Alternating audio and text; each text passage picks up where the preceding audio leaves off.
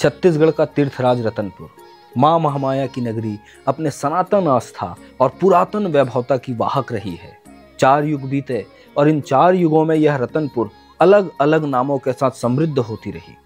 सतयुग में यह मणिपुर, त्रेता में माणिकपुर, द्वापर में हीरापुर के नाम से विख्यात, कलयुग का यह रतनपुर मां महामाया की अलौकिक क्रीड़ा स्थली रही है। जय श्री राम। मैं अभी आया हूँ रतनपुर और ये प्रजापति भैया की दुकान है। वहाँ से मैं माता रानी के चढ़ावा के लिए नारियल और धूप बत्ती अगरबत्ती इनका श्रृंगार लेकर के जाऊंगा। पर इससे पहले हमें उस राजनीतिक घटनाक्रम को समझना होगा जिसके कारण महामाया मंदिर की नींव पड़ी। वर्तमान जबलपुर और उस समय के त्रिपुरी के राजा कोक्कलदेव प्रथम के 18 पुत्र थे। उनमें से एक कलिंग राज ने सन 1000 ईस्वी में पाली के बाढ़ राजवंश को अपदस्थ कर इस समूचे क्षेत्र पर अपना अधिकार कर लिया और तुम्मान को अपनी राजधानी बनाई। मैं अब मां महामाया के गर्भगृह के निकट हूँ। बहुत भीड़ है। निश्चित रूप से नवरात्रि में भीड़ तो होगी, पर उतना ही आनंद होगा और ऐसा आनंद आपको अन्यत्र नहीं मिलेगा। कलिंग राज के बाद उनका बेटा कमलराज शासक हुआ और कमलराज के बाद सन 1045 में रत्नदेव का राज्यारोहण हुआ।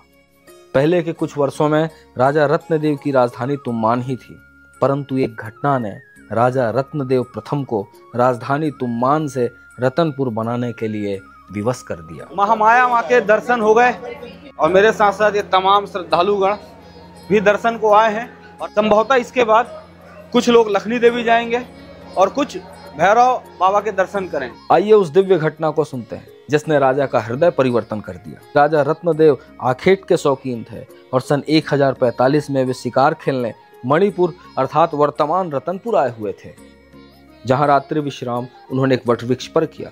अर्धरात्रि में जब राजा की आंखें खुली तब उन्होंने वटवृक्ष के नीचे एक अलौकिक प्रकाश देखा।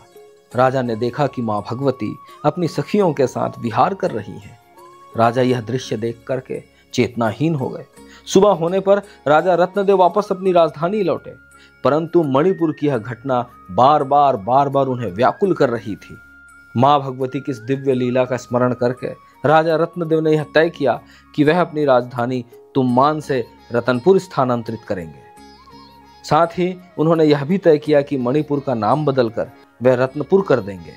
राजा रत्नदेव की राजधानी तुम्मान से रतनपुर स्थानांतरित हुई और सन 1950 में राजा ने भव्य महामाया मंदिर का निर्माण करवाया।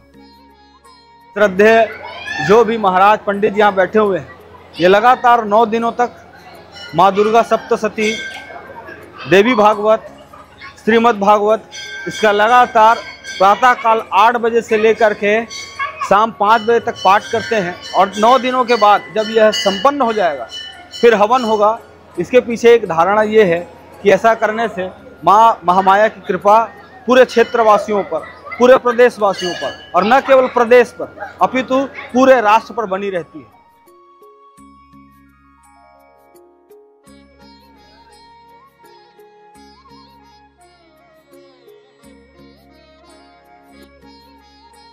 महामाया मंदिर के प्रांगण के ठीक निकट आप पीछे देख सकते हैं यज्ञशाला है और जहां माँ दुर्गा सप्तशती का यज्ञ हो रहा है।